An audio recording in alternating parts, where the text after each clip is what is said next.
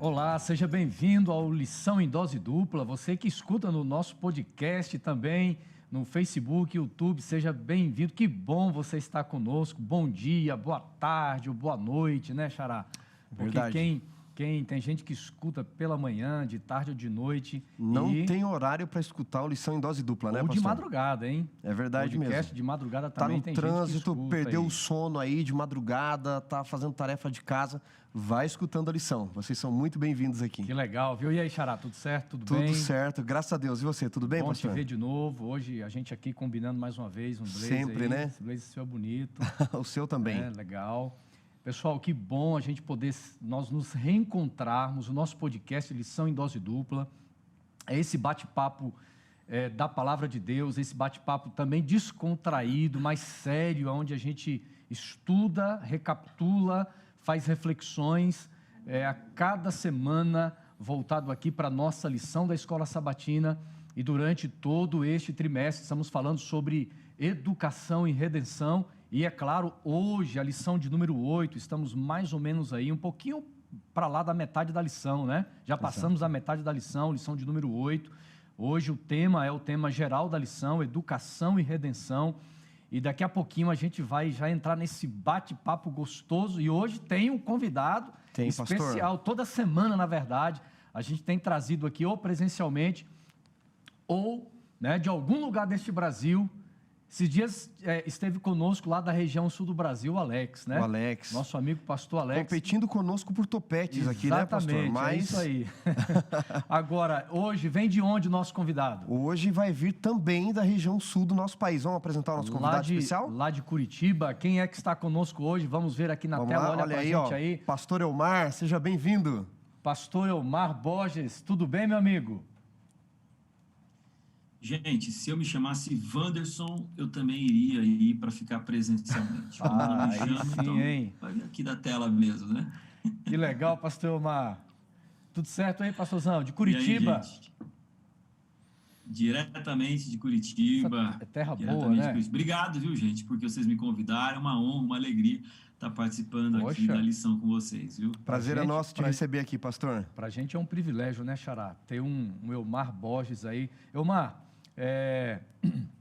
vocês têm um podcast aí muito bacana, eu tenho escutado bastante, são temas extraordinários e é o podcast Fortes, né? Fala um pouquinho pra gente aí.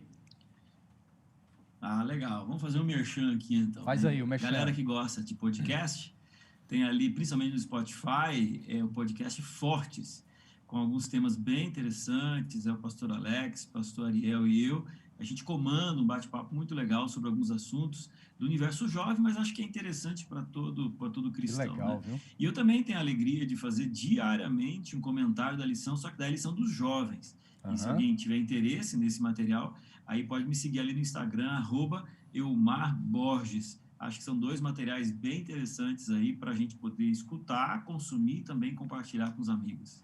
Ô Elmar, você fala um pouquinho, o pessoal te conhecer aí. Primeira vez que você participa conosco aqui do Lição em Dose Dupla, né? Fala um pouquinho do seu ministério. Hoje você está em Curitiba, mas eu sei que você começou, Elmar, nós somos, de certa forma, contemporâneos. Eu me lembro de você ali em 98 no colégio, né? Acho que você se formou nessa época, foi isso mesmo? E depois... Então, eu me formei no MASP em 98, aí vamos lá. De lá eu trabalhei um pouco no Rio de Janeiro, depois em Taguatinga, depois em Curitiba, aí em Maringá, aí depois em Goiás, depois em Recife, e agora já faz alguns anos que eu estou aqui na União Sul Brasileira, em Curitiba. Então aí deu uma rodada por aí. Rapaz, você rodou igual notícia ruim, hein? Mas fazendo coisas boas, né? Começou na capelania, né, pastor? Com certeza, comecei na capelania e a minha grande paixão, é o Ministério Jovem, né? E aí, então, eu tenho me dedicado a esse ministério já faz alguns anos. E a gente tem tentado desenvolver um trabalho com os jovens, né? Uma faixa etária tão importante da igreja que também sofre tanto, né? Aí Satanás ele tem se especializado em tentar, em tirar o jovem da igreja, mas por outro lado, hoje em dia a gente percebe uma geração extremamente comprometida com a palavra. Quando o jovem ele vê sentido na missão, quando ele vê sentido na causa, ele cai de alma, de cabeça, ele se entrega completamente. É verdade. E é exatamente a paixão dos jovens que movimenta a minha paixão por eles. Uhum. Amém. E viu, Xará, vivendo 11 anos, pastor Elmar, no Rio Grande do Sul, acompanhando de perto aí a juventude no sul do Brasil é uma juventude muito engajada, né? Uma juventude forte. A gente percebe, por exemplo, o movimento dos Calebs, geração 48 e muitas outras formas que a juventude do sul do Brasil, embora seja uma união grande, que envolva 3 estados, há culturas diferentes, mas a gente percebe uma juventude que ela é diferenciada, né? Eu fico muito feliz com a moçada daqui, sabe? Apenas contextualizando para o pessoal, a União Sul, né? Paraná, Santa Catarina e Rio Grande do Sul.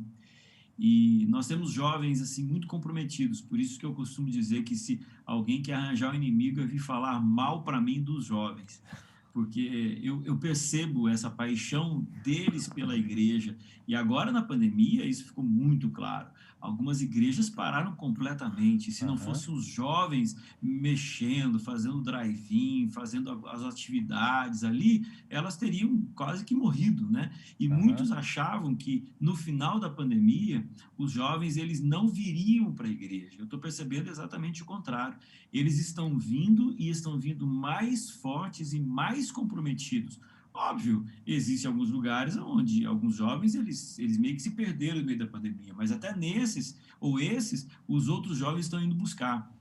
Então, eu acho que a pandemia ela não veio para enfraquecer a igreja, sabe? Eu acho que a pandemia ela veio para mostrar um lado poderoso da igreja, de que a gente, mesmo em meio das dificuldades, a nossa igreja hoje tem se levantado, sabe? E eu vejo isso claramente nos jovens também. Que legal, viu, Elmar? Você vem de uma família também de obreiros, de uma família musical, rapaz. Você canta ou não?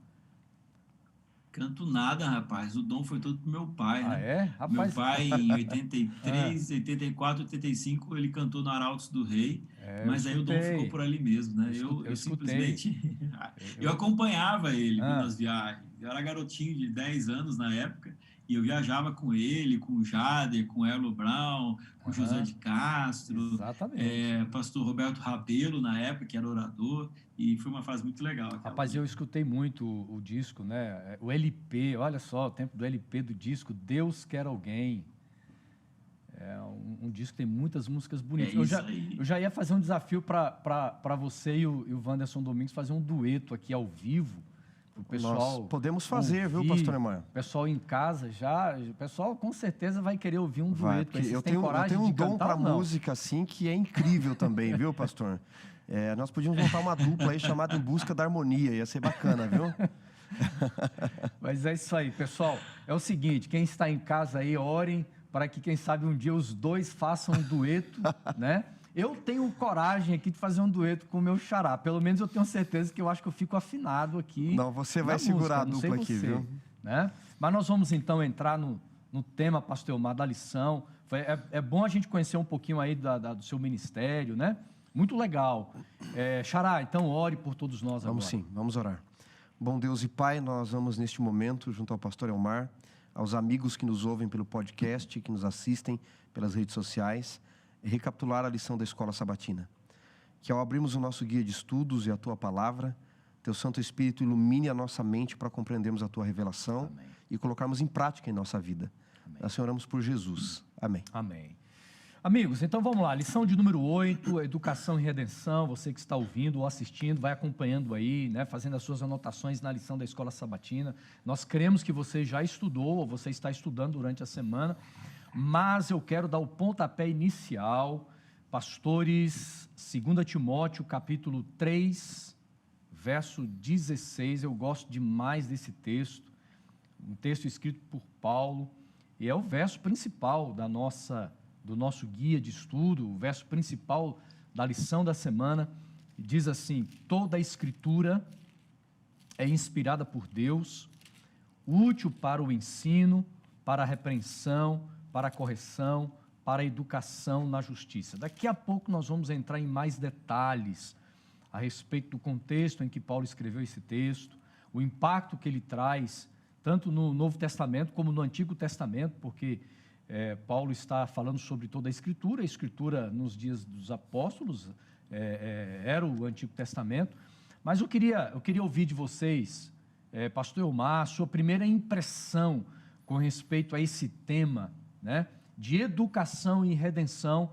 Depois, pastor Wanderson Domingues, aquela primeira impressão rápida, o impacto que esse tema traz para a nossa vida espiritual, né? Educação e redenção. Nós estamos agora na lição 8, né? Mas até por uma questão de trabalho, eu já estudei, já gravei todas as lições, até a 13ª lição, da lição dos jovens, que também ela trata desse assunto de educação. E a tese principal que eu percebo aqui da lição do trimestre inteiro é criar essa relação, né, do que é uma educação, né?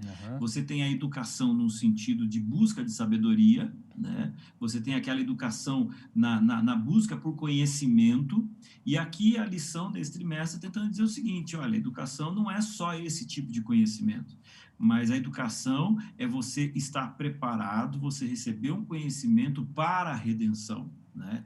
Então, e aí na lição dos jovens, eles também criam uma relação entre educação do conhecimento acadêmico e a sabedoria. Em algum momento a gente pode abordar isso também.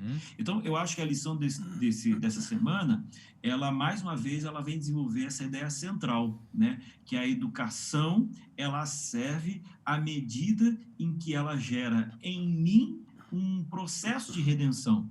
E aí, então, é um caminho, né? E o processo da redenção é um processo de aprendizado, de transformação, de aceitação, e eu acho que é mais ou menos isso que ao longo dessa semana a gente vai estudar, e também uma ideia geral a respeito do trimestre. Muito legal. Legal, né, pastor? Eu vejo assim, esse texto de 2 Timóteo 3,16 é um texto tão rico, a gente poderia se demorar até um pouquinho mais falando dele, mas nos mostra uma coisa muito interessante. Toda a Escritura, de Gênesis a Apocalipse, foi escrito por um motivo: nos educar, nos ensinar o caminho da sabedoria, por assim dizer, para nós voltarmos às mãos do Criador. A Bíblia tem uma função. É isso que eu entendo desse verso para memorizar da abertura do nosso guia de estudos. A Bíblia tem uma função ao contar as histórias de Adão, de Sete, Enos, Cainã, Malalael, Jared, Enoque, Matusalém, Lameque, Noé e assim por diante. Conta a história desses homens para mostrar o seguinte: assim como Deus fez uma aliança com eles, assim como Deus os salvou, Deus pode nos salvar também. Ela é útil para nos mostrar o caminho da redenção. Amigos, vamos aqui ao texto de Gênesis, capítulo 1. Deixa eu abrir aqui a minha Bíblia também. Convido você a acompanhar comigo. Ô, Wanderson, eu só quero dizer aqui que eu fiquei impressionado aqui com outro Wanderson aí. Ele decorou a genealogia, você viu, rapaz? Não, é que hoje ele está modesto. Hoje Vem na inspiração. Hoje ele não quis. Hoje ele não quis falar em hebraico, viu? Mas daqui a pouco ele começa a tirar da cartola aí alguns termos em hebraico. Não, imagina. Entendeu? Daqui a pouquinho. Fica tranquilo aí. Mas sabe, pastor Omar, já que ele levantou a bola aí, né? É curioso porque as pessoas perguntam às vezes assim, pastor Omar, por que a Bíblia foi escrita do jeito que foi escrita? Por que ela conta a história desses homens? Você pega Gênesis 5, por exemplo, a genealogia de Adão, diz que Adão teve filhos e filhas. Por que ela se detém na história de Sete? Por que se detém na história de Enos, que tem vários filhos e filhas, e aí só de Cainã? Vai contando a história de quem aceita esta aliança. Aí Paulo vai dizer, por quê? Porque toda a Escritura foi escrita, de fato, foi deixada para nos mostrar o caminho da redenção. De que forma? Prática na vida desses homens, né? A Escritura é fantástica. Maravilhoso. Então vamos lá, Gênesis capítulo 1, o verso 26, tem outros textos também na lição de domingo, nosso guia na lição de domingo fala desse texto, e a gente entra assim de uma forma mais, vamos tentar ir um pouquinho mais profundo aqui, né? Por isso que vocês dois estão aqui, Elmar e Wanderson Domingues. O texto de Gênesis capítulo 1, verso 26, tá bom? Eu vou pedir o Wanderson Domingues para ler esse texto. Gênesis 1, verso 26. Verso 26. E disse Deus, façamos o homem à nossa imagem, conforme a nossa semelhança, e tenha ele domínio sobre os peixes do mar, as aves do céu, sobre os animais domésticos, sobre toda a terra e sobre todos os répteis que rastejam pela terra. Verso 27. 27, na sequência, criou, pois, Deus a sua imagem, a imagem de Deus o criou, homem e mulher os criou. Muito bem. Eu quero jogar para vocês esta expressão, façamos o homem à nossa imagem. Vivemos numa época onde muitas pessoas acabam questionando esse texto bíblico, porque elas dizem assim, mas como pode o ser humano ser criado? Como pode a Bíblia dizer, e alguns, até alguns teólogos, pastores, normalmente nós falamos que quando nós nos convertemos, estamos num processo de retorno a essa imagem de Deus, mas nós temos essa nossa natureza pecaminosa. Como é que a gente pode entender, à luz da Bíblia, do livro de Gênesis, o ser humano ser criado à imagem de Deus? Como é isso, o ser humano ser a imagem de Deus? É claro que alguns termos, Xará, em hebraico vai nos ajudar a tornar isso muito mais claro, né? Esse conceito, essa definição, o que Deus quis dizer e o que Deus fez para o homem ser a sua imagem, a sua semelhança. Pastor, algumas pessoas perguntam assim, né? O que significa, de fato, ser criado à imagem? Deus era como nós, não é? Nós costumamos antropoformizar Deus, não é? Entender Deus da perspectiva humana, não é? A Bíblia faz com que o humano seja entendido da expectativa divina. Então, de fato, os termos hebraicos ajudam a entender o que é essa imagem, mas eu acho que a filosofia e a teologia acabam explicando juntos, não é? Você tem ali dois termos em Gênesis 1, 26 e 27, não é? Você tem o termo tselem, que é de tzel. Tzel em hebraico é sombra. A sombra é o reflexo daquilo que nós somos, não é? E aí, tselem ou tselam pode ser imagem. E ele usa a expressão demut também, não é? Semelhança. Os especialistas em hebraico vão dizer que os dois termos se equivalem. Mas, cópia também, né? Cópia, não é? Esse termo, o termo zalam, algo parecido com essa expressão zalam, que tem a ver com semelhança também, com imagem. É da onde vem o nome Bezalel, não é? De Gênesis 31, lá, de Êxodo 31, que vai construir tudo que há do santuário, que é a imagem de Deus. Ele usa alguém que o nome reflete a sua imagem, não é? O texto hebraico tem uma riqueza literária muito grande, né, pastor Elmar? Agora, veja, Deus tem atributos. O que é essa imagem, esta sombra que o ser humano é? Somos nós, de fato, iguaizinhos a Deus? Esse termo, salam, ou demut, vai se traduzir na Septuaginta por homoiomate, semelhança. Porque eles vão diferenciar igualdade para isos. Então, uma coisa é ser semelhante a Deus, outra coisa é ser igualzinho, completamente igual a Deus. Eles vão separar esse termo. O homem é a semelhança de Deus, porque Deus tem atributos intransferíveis e atributos comunicáveis. Os atributos intransferíveis de Deus: Ele é eterno, nós jamais seremos eternos. Até fazer uma perguntinha para a galera que está nos assistindo. Posso, Elmar? Fazer uma perguntinha para a galera tua aí também, responder. Qual é a diferença entre eterno e imortal? Se você puder escrever aí no nosso chat, puder escrever aí de alguma forma, compartilhar com os amigos a resposta. Boa pergunta, vai. Qual é a diferença de eterno e imortal? Você diz, mas o homem não será imortal? Qual é a diferença de eterno para imortal? Muito simples. Eterno não tem nem começo e nem fim. Imortal tem começo, mas não tem fim. Então, embora Deus possa comunicar a imortalidade, a eternidade é uma prerrogativa dele. A onisciência, saber tudo, onipresença, são características divinas que não são transferíveis, são intransferíveis. E quais são as comunicáveis? Ora, a Bíblia diz que Deus é amor, o homem e a mulher podem ser amor. A Bíblia diz que Deus tem sabedoria, moralidade, misericórdia, a misericórdia do Senhor. Então, esses são atributos comunicáveis de Deus para nós. É nesse sentido de moralidade, de autoridade sobre a natureza, que nós somos criados à imagem de Deus. Não tem a ver com aparência, mas tem a ver com caráter, tem a ver com questões espirituais, né? Até porque João 4, 24, diz que Deus é espírito. Nós não somos iguais em Deus em substância, porque nós somos matéria e Deus é espiritual, mas nessas características comunicáveis. Agora, pastor Elmar, interessante o pastor Wanderson trazendo esta explicação. O ser humano, ele é criado. O ser humano, em momento algum, ele é Deus, ele é criado, mas a gente percebe que ao longo da história, desde o Jardim do Éden, quando a serpente apresenta para Eva ali, né, aquela proposta, olha, você será igual a Deus, em outras palavras, você será como Deus, você será Deus. Esta foi sempre a busca de Lúcifer, ser um Deus, e o ser humano ao longo da história, de certa forma, também quer se tornar não só uma imagem, mas quer ocupar muitas vezes o lugar, a posição de Deus, não é verdade? Então, olha só, sobre esse assunto aí eu já chego na sua pergunta, mas veja bem, às vezes a gente quer explicar tintim por tintim da Bíblia, e necessariamente a Bíblia ela não quer todas as explicações. Quando você olha para Gênesis capítulo 1, ele começa assim, que Deus ele começou o mundo.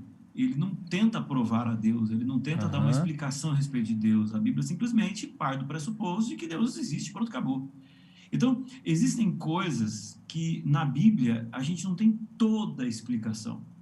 E normalmente o que não tem toda a explicação vale a gente estudar, mas a partir do momento que a gente percebeu que existiu, tipo assim, uma parede, amigo, não vamos tentar furar essa parede para ver o que tem do outro lado, porque na verdade a gente não vai conseguir fazer isso.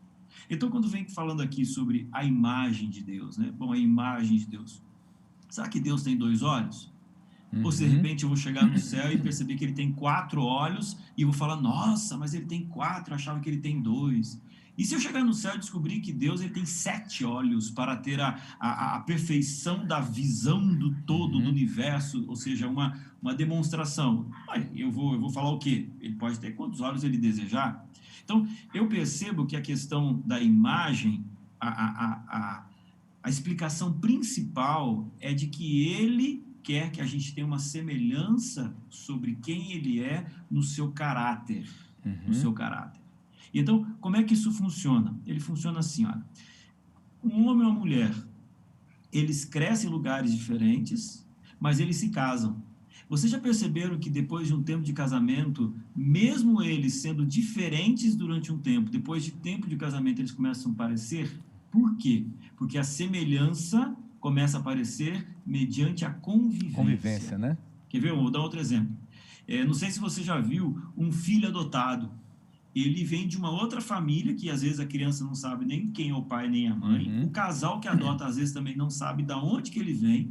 Aí ele vem para esse casal, passa um tempo, ele começa a ficar semelhante.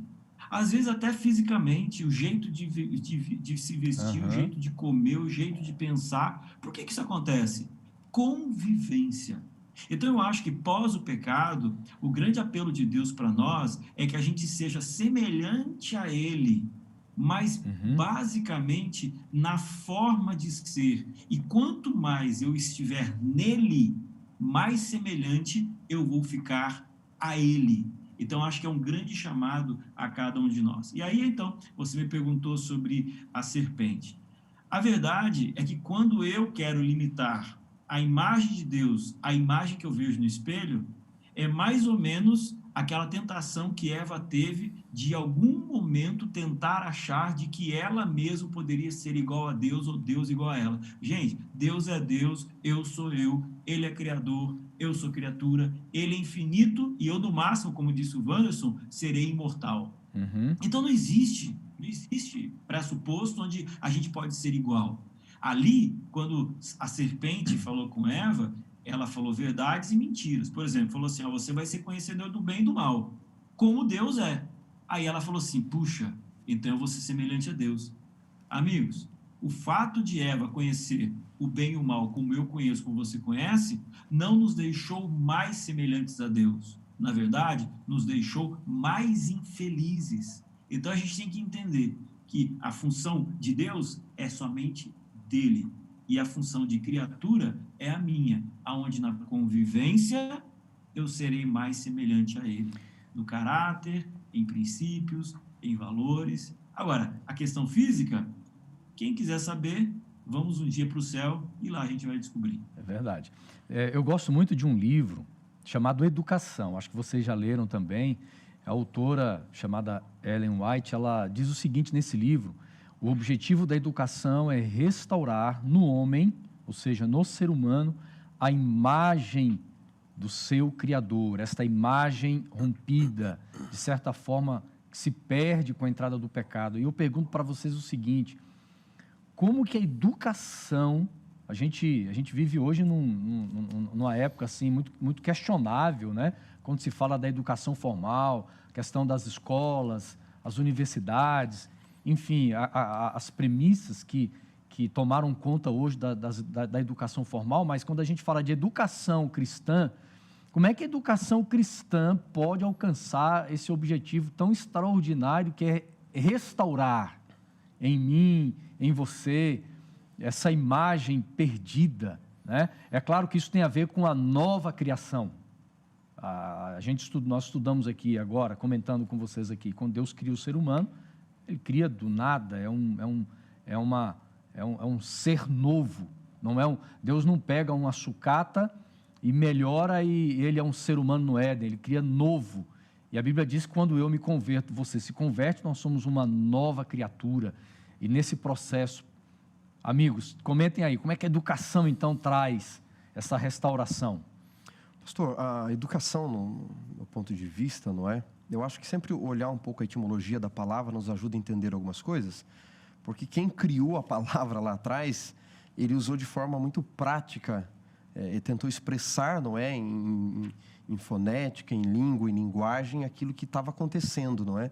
E o que é educação, não é? O que é a pedagogia da educação? Nada mais que é aquele que guia, não é? O paidagogos é aquele que guia o infante, não é? A criança. O que a educação faz no sentido de redenção? Uma vez que nós nos desviamos do caminho, o pastor Elmar acabou de comentar, não é? Eva não ficou semelhante a Deus, Adão não ficou, pelo contrário. Eles foram perdendo a glória, se desvestindo da glória e foram ficando cada vez mais parecidos com o inimigo, em especial em suas ações. O que a educação faz? Ao nos dar instrução, ao nos mostrar o contraditório, ao nos mostrar as escolhas, ao nos instruir cada vez mais no caminho da liberdade, vai nos mostrando que existe um caminho melhor. E ao ir guiando aquele que não sabe neste caminho, e ele ir recebendo este conhecimento, ele vai ficando cada vez mais parecido com aquele que instrui.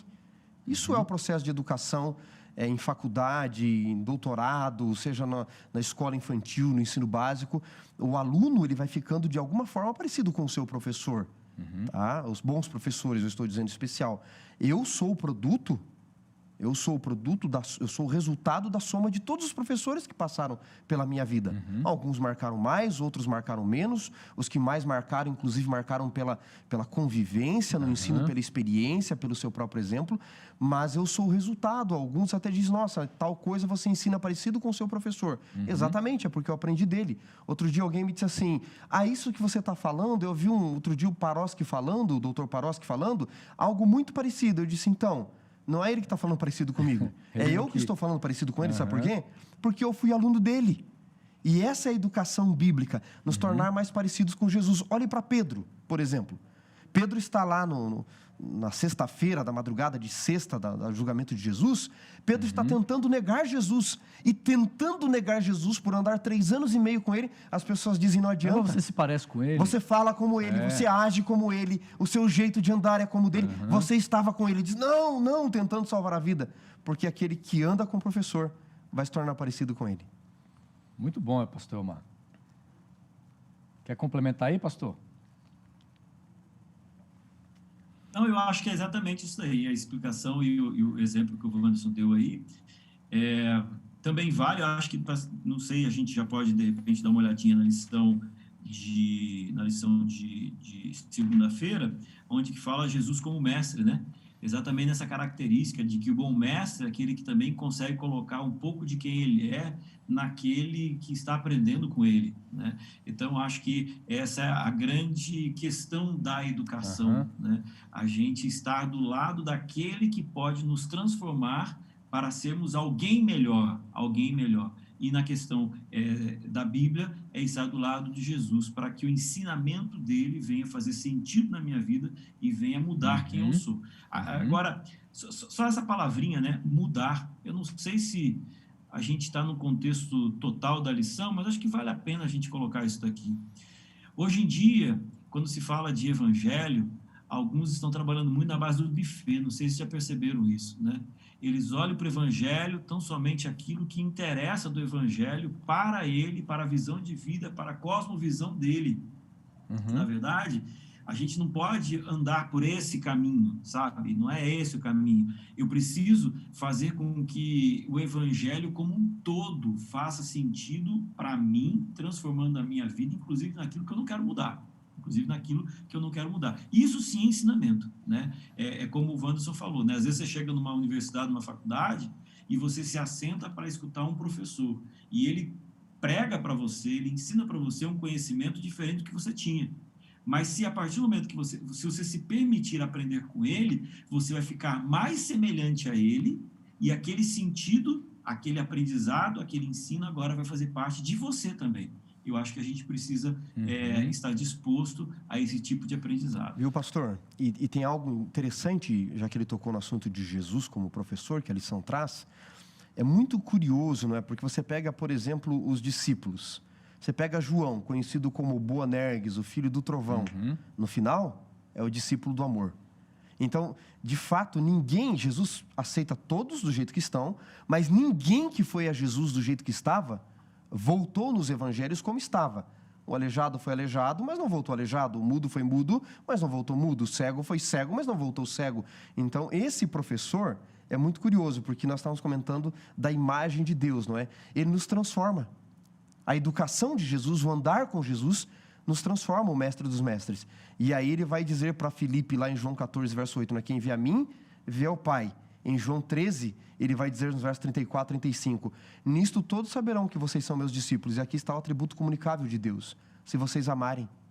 Se vocês aprenderem a amar, as pessoas já vão começar a ver Deus na sua face. Elas não vão nos ver se nós temos pares de olhos iguais a Deus, perna, nariz, ouvido, boca. Não, não. As pessoas vão saber que vocês são de Deus se na sua face vocês transparecerem o quê? O amor. É disso que ele está falando. É verdade. E aqui na lição de segunda-feira, do nosso guia, é muito importante a gente sempre estar utilizando os textos, até porque quando nós falamos de educação, a base da nossa educação é a palavra.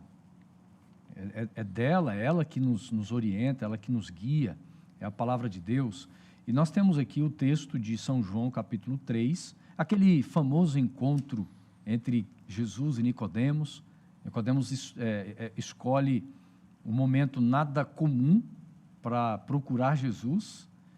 Há alguns contextos, né, claro, para que ele procurasse Jesus na calada da noite. Ele não queria que as pessoas o vissem com Cristo, mas sai palavras dos lábios de Nicodemos dizendo assim: Rabi, sabemos que, eu estou lendo aqui São João 3, né, o versículo 2, diz assim: Rabi, sabemos que o Senhor é mestre vindo da parte de Deus, porque ninguém pode fazer estes sinais que o Senhor faz se Deus não estiver com ele. Ele chama de Rabi. É um termo muito comum, já que estamos falando de educação. É claro que Jesus não se atém apenas ao contexto da palavra mestre e rabi da época, mas ele vem ampliando de uma forma extraordinária esse conceito. Mas Nicodemos é assim que ele chama Jesus, xará, de rabi, mestre. Isso é verdade. Inclusive, pastor, é bom deixar bem claro aqui para os nossos amigos que nos ouvem e assistem, que o rabi, ele não era só um professor comum. Quem tinha o privilégio de estudar com o rabi eram só os melhores alunos, eram os melhores dos melhores. Aqueles que se destacavam, eles saíam dessa escola mais de nível menor, mais básica, vamos dizer assim, e eles iam com os grandes mestres da época. E agora Nicodemos se aproxima de Jesus. Ele trata Jesus como professor e ele se posiciona como aluno. Se ele se posiciona como aluno, Jesus vai mostrar o que é o verdadeiro professor. E aí ele tenta discursar, não é? Olha, ninguém faz as obras que tu fazes. Se Deus, vamos discutir teologia aqui, Jesus, soteriologia. Aí Jesus olha para ele como um bom professor e diz assim: Nicodemos, o bom professor, o melhor professor, não pode dar ao aluno aquilo que ele quer. Deve dar a ele aquilo que ele precisa. E você precisa nascer de novo. Isso é o professor, o mestre de verdade. Você precisa de redenção, porque só o academicismo não vai te salvar. Só esse conhecimento profundo não vai te salvar. Você precisa da sabedoria vinda dos altos céus. Você precisa nascer de novo. Aí rompe, né, pastor Elmar, esse conceito de que Cristo era apenas um rabi, um mestre, mas Jesus se apresenta agora como aquele que é o Salvador, né? Aquele que vem trazer vida em abundância, aquele que vem restaurar o ser humano, pastor. É maravilhoso. Quando a gente entende, pastor Elmar, o processo de educação cristã, justamente conectado à redenção, à transformação de vidas. Há uma certeza e uma convicção de que um dia vamos viver eternamente com Cristo, né? Deixa eu só fazer um outro adendozinho aqui, que é assim, olha, uma vez, eu fui professor, né? Eu fui professor durante algum tempo e teve um conceito que ficou muito no meu coração, que era o seguinte: você só ensina quando o outro aprende. E aí, quando você olha para Jesus, ele era o mestre do ensino, né? Quando ele ensinava, as pessoas tinham uma capacidade, ou pelo menos eles tinham uma facilidade de aprender, exatamente porque Jesus ele era didático, Jesus sabia ensinar. Só que é o seguinte, você também só aprende quando você tem uma mudança. Não adianta você ter um conhecimento e esse conhecimento, você fala, ok, legal, tá? Mas aquilo ali, de repente, não muda a sua vida. Então, você tem o conhecimento, mas você não aprendeu. Dentro desse conceito, você tem Judas, por exemplo.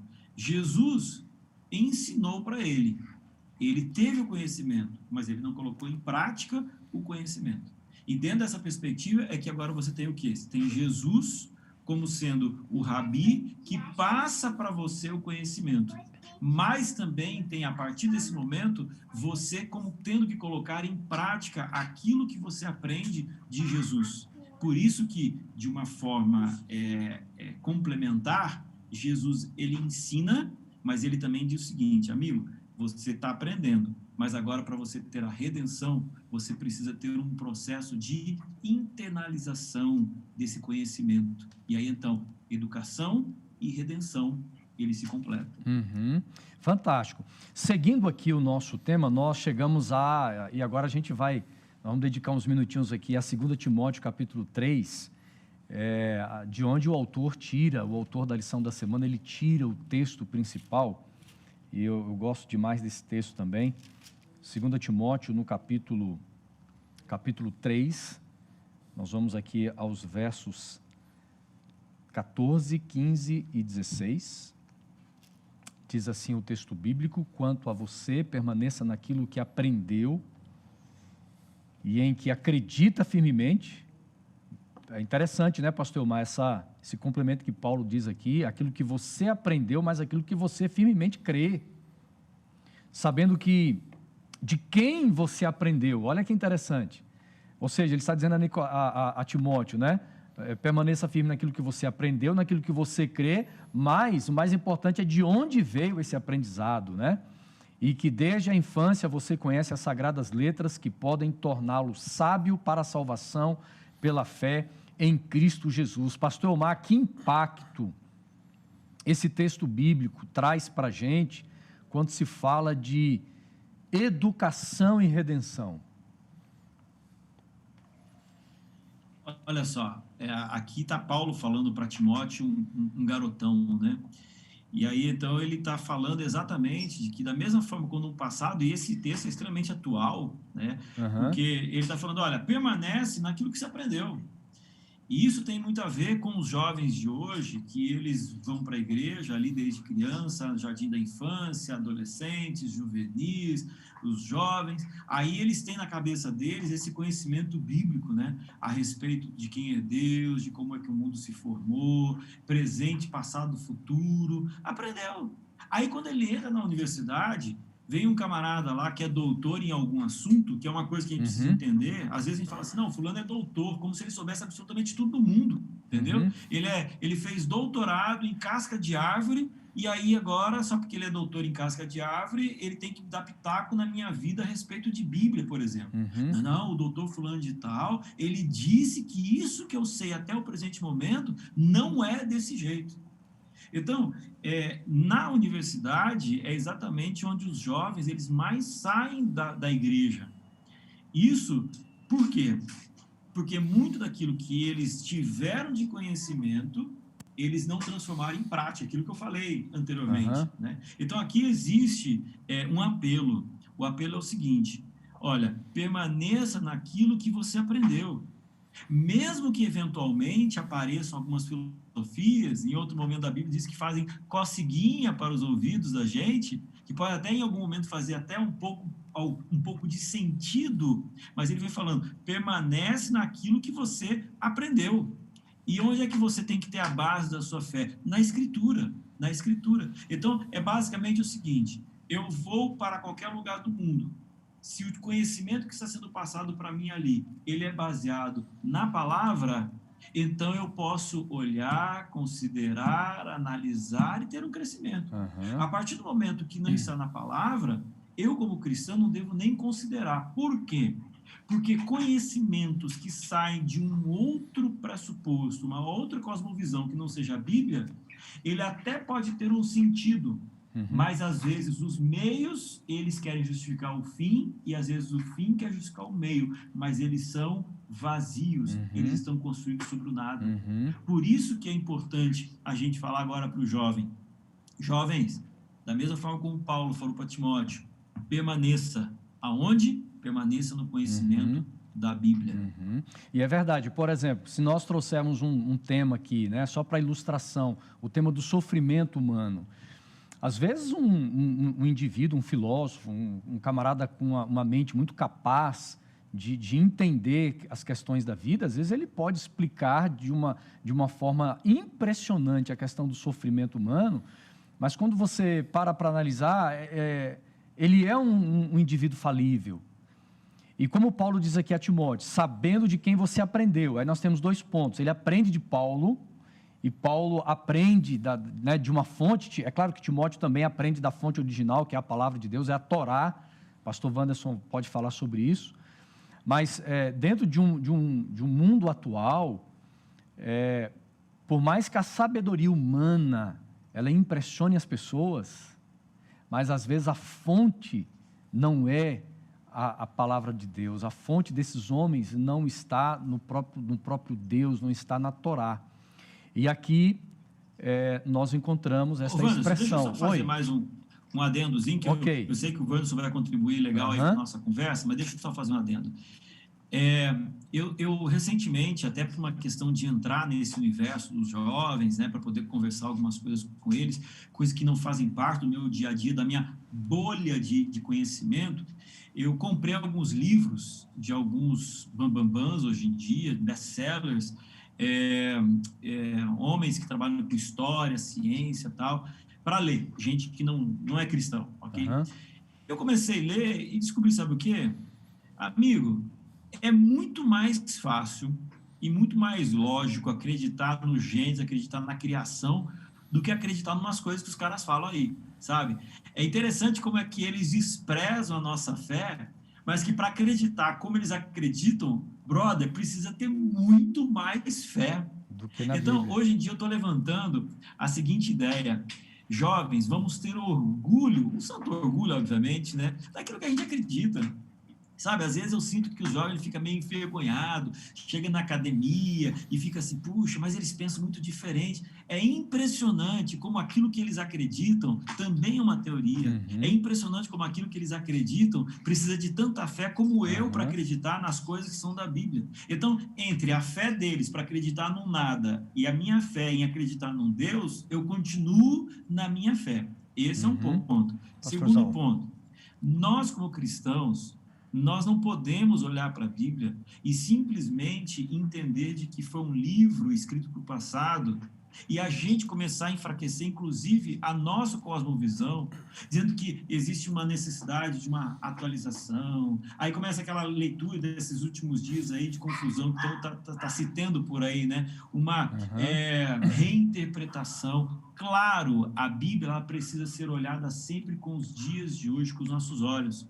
Mas a gente precisa entender de que ela é um livro também que me passa conceitos, mesmo quando no mundo atual, eu não vivo a mesma realidade de 2, 3, 4 mil anos atrás. É porque ela é atemporal, né, pastor? A Bíblia. Ela é atemporal. Claro. A lição, acho que de terça ou quarta, vem trazendo o exemplo de Deuteronômio, capítulo 17, Isso. que está ensinando Deus a respeito de como que a gente deve escolher o rei. No Brasil, a gente não tem monarquia, mas os princípios que estão ali em Deuteronômio capítulo 17, eles valem inclusive para agora, na hora que eu for votar, ou, na verdade, né, como a gente votou e que a gente vai votar agora nos próximos anos, em que tipo de líder eu devo colocar para governar. Então, veja, não é para rei, mas o princípio ele vale. Então, acho que a gente tem que ter mais carinho, sabe, pela palavra de Deus, como sendo a palavra de Deus para o homem de 2020. Que bom ouvir isso de você, viu, pastor? E reforçar essa nossa paixão, esse nosso amor pela palavra de Deus, né? E aqui, pegando terça e quarta-feira, pastor Wanderson, a Bíblia estudada por Paulo, a Bíblia estudada por Timóteo, nós chamamos aqui de Torá, né? O que era a Torá? A Torá era um termo utilizado pelos antigos rabinos, especialmente para se referir aos livros de Moisés, em especial. Em um dado momento da história de Israel, eles acabam ampliando até para os profetas. Mas o termo Torá, ela significa literalmente ensino, tá? É o ensino. Alguns traduzem por lei, porque a lei também ensina, mas era o ensino de todos os escritos do Antigo Testamento num dado momento, em especial os ensinos de Moisés, não é? Ou seja, o jovem Israel ele deveria ser guiado à Bíblia, a Bíblia da época, não é? A Torá, os ensinos divinos transmitidos através, especialmente ali, através dos profetas, tá? A raiz da palavra Torá significa literalmente acertar o alvo, lirot, acertar o alvo.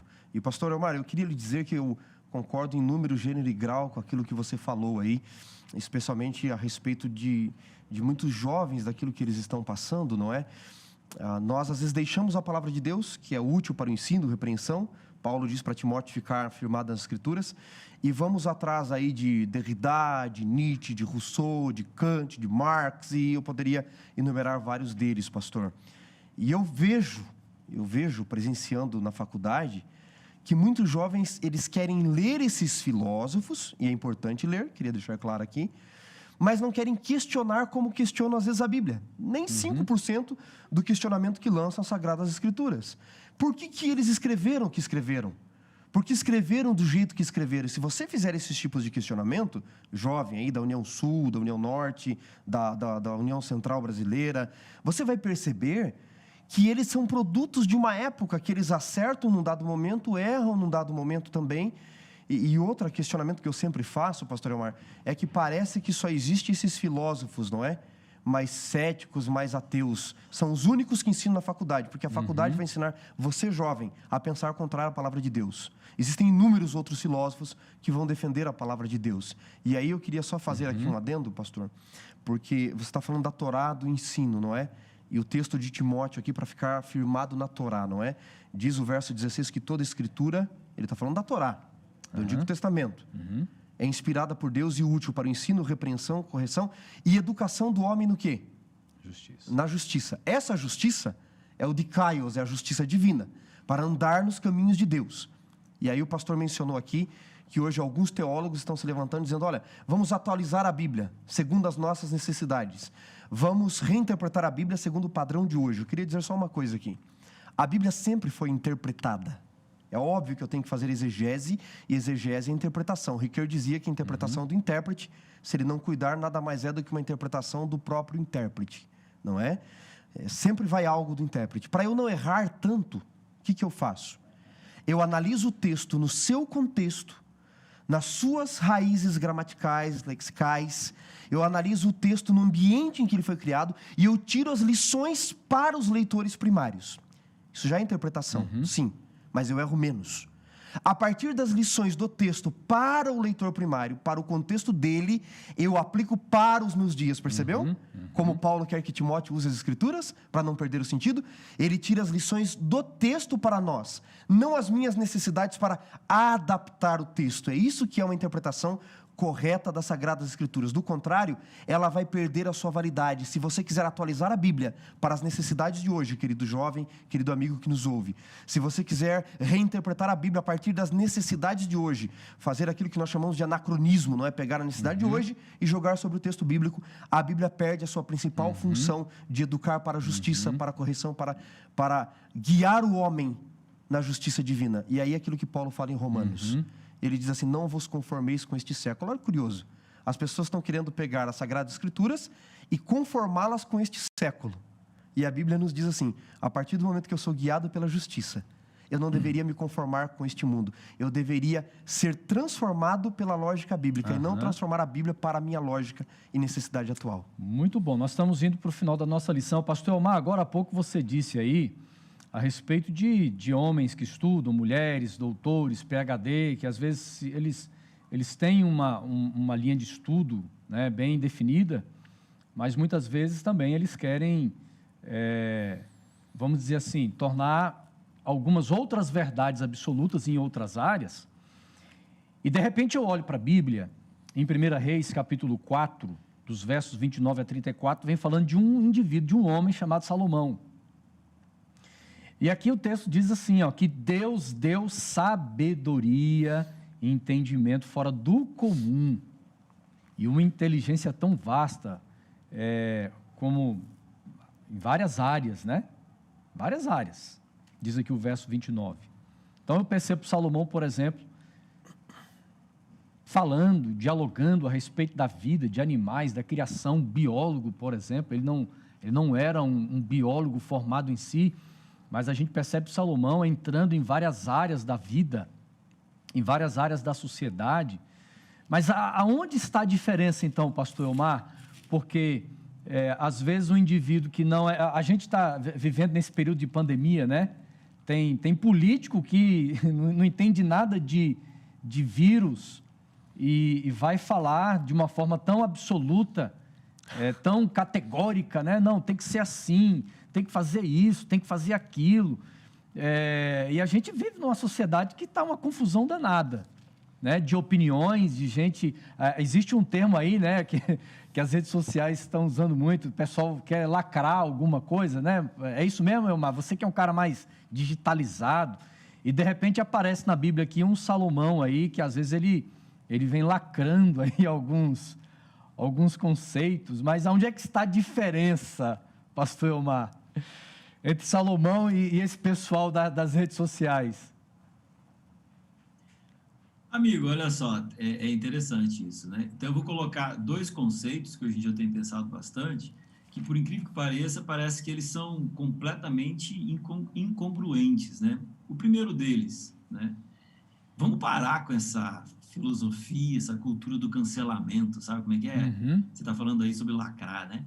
Então, se eu não concordo com que alguém fala alguma coisa, vamos discutir, vamos conversar, vamos chegar num consenso, mas, sabe, sem atacar, sem ficar aí brigando, aquela coisarada toda, reduzindo uma pessoa inteira, de repente, aquele comentário que ela fez. Então, esse é um lado, né?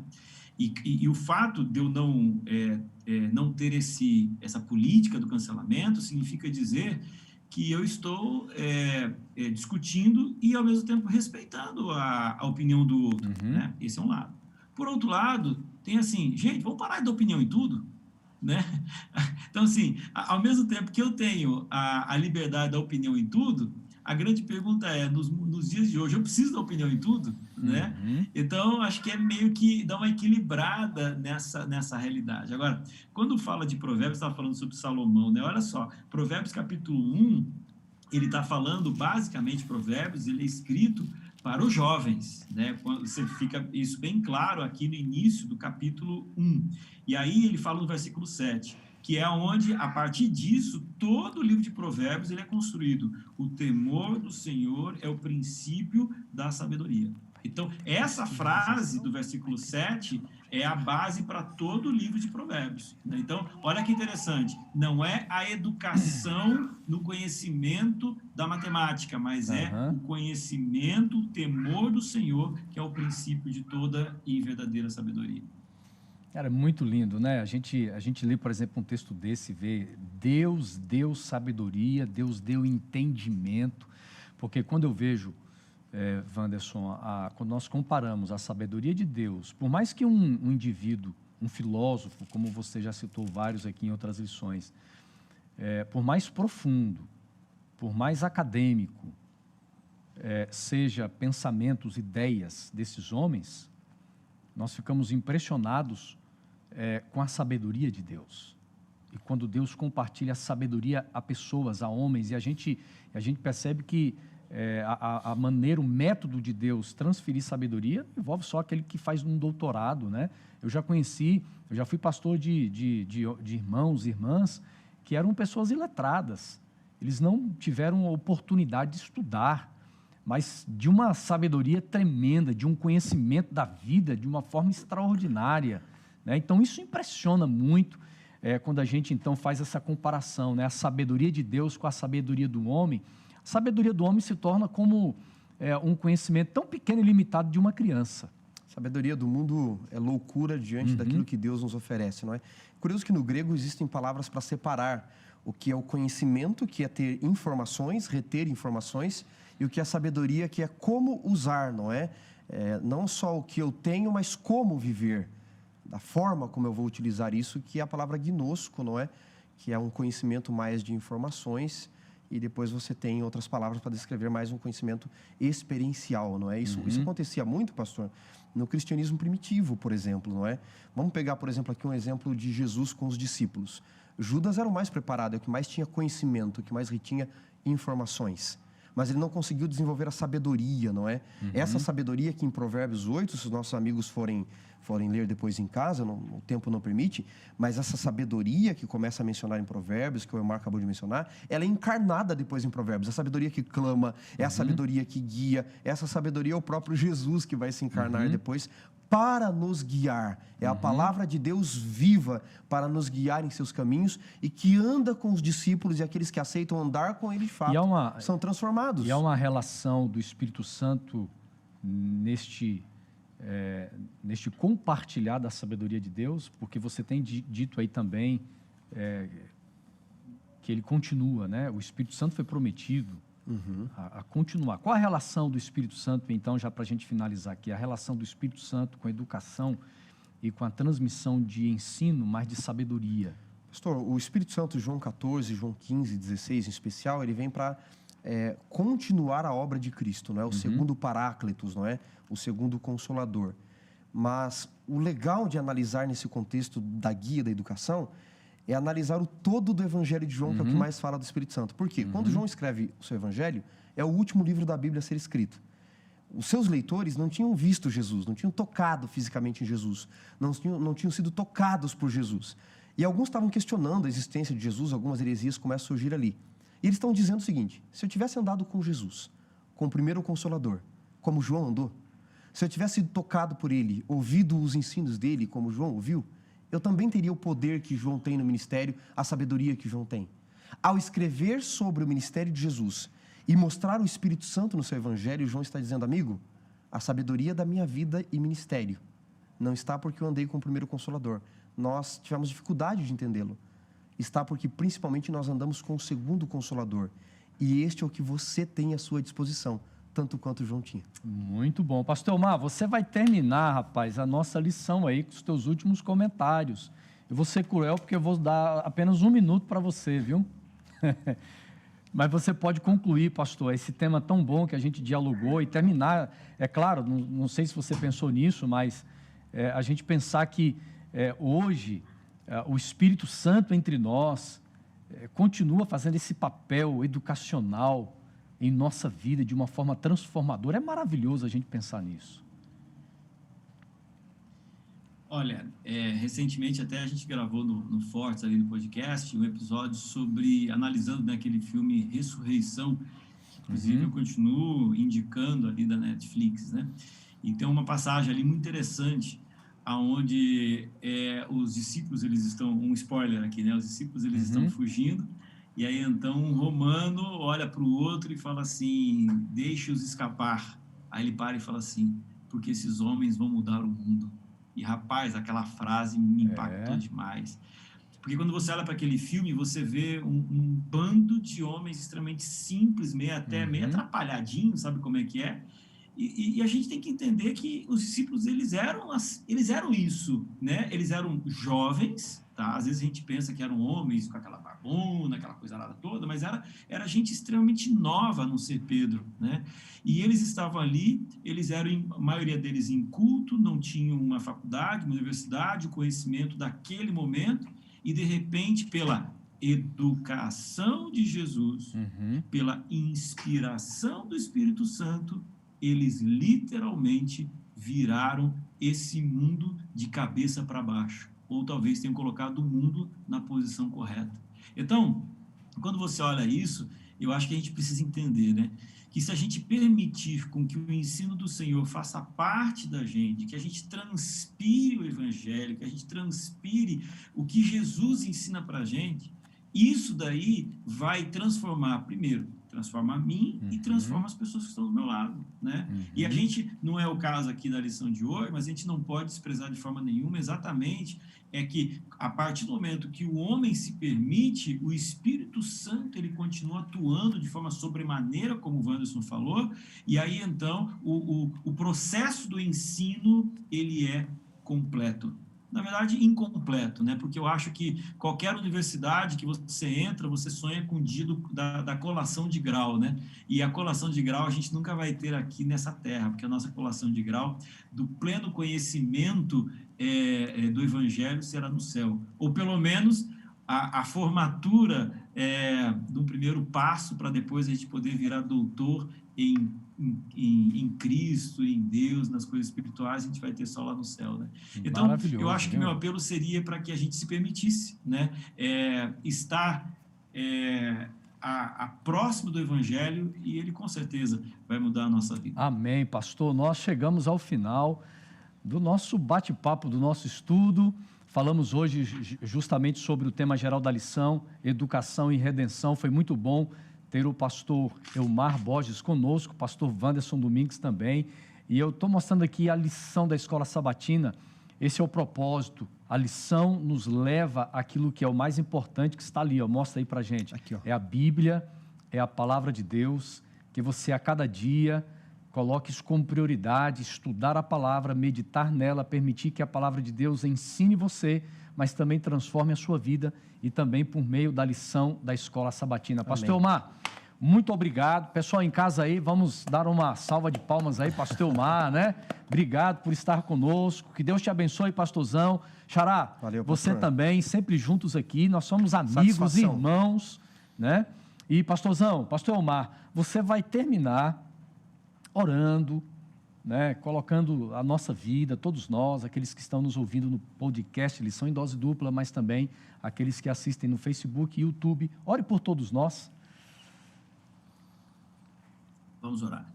Grandioso Deus, muito obrigado, Senhor, por tua palavra, e obrigado porque quando a gente permite, ela entra na nossa vida, ela transforma nossos desejos, ela transforma o que nós somos, e assim a gente pode estar mais semelhante ao nosso grande Mestre, Senhor e Salvador Jesus Cristo. Amém. Amém. Que o Senhor venha abençoar todos aqueles que estiverem em contato com esse conteúdo, e que ele possa ser uma bênção de todas as pessoas. Pedimos em nome de Jesus. Amém. Amém.